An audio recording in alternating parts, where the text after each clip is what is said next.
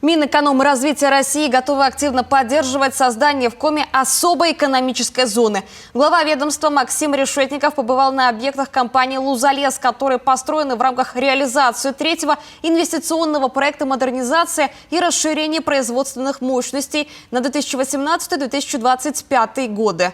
Это третий инвестпроект компании. Общая сумма инвестиций более 3 миллиардов рублей. Татьяна Супряткина продолжит. Пелетный завод, сушильные камеры пиломатериалов, цеха лесопиления, мини-ТЭЦ. Электростанция будет работать на древесных отходах. На предприятии уже несколько лет используют безотходное производство. Все остатки лесопиления в дело. Инвестиции в новый проект – более 3 миллиардов рублей. Столько же ожидается налоговых поступлений в бюджет за 7 лет реализации проекта. И здесь вот будет стоять линия, которая будет всю фракцию принимать, потом ее сортировать, шпаны-пилеты подавать, то есть на сегодняшний день щипает самый продукт. Один и это щипы для него. И он монополист на покупку, и, соответственно, цены щипа, ну, скажем так, у нас кофе 900 рублей.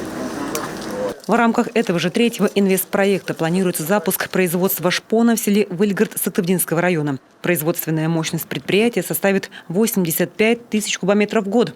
Здесь же, на территории Сыктывдина, планируется строительство завода по производству плит МДФ. Соглашение между правительством региона и компанией «Лузалес» о реализации крупного инвестпроекта было подписано в рамках Петербургского международного экономического форума в июне этого года. Мощность завода – 1 миллион кубометров готовой продукции в год. Объем капитальных вложений – 32 миллиарда рублей. Планируется создание свыше 1200 рабочих мест. Но реализация проекта возможна в случае принятия правительством России решения о создании особой экономической зоны на территории Сыктывдинского района.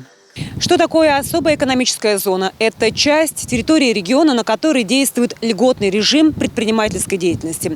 Зарегистрированные компании получают налоговые льготы на имущество, на прибыль, транспорт, землю и НДС. В России сейчас 38 особых экономических зон, и в Коми это будет первая подобная территория. Сейчас идет подготовка всей необходимой документации. План мероприятий, рассчитанный до конца года, будет реализован межведомственной рабочей группой, а Министерство экономического развития республики определено уполномоченным органом по подготовке заявки.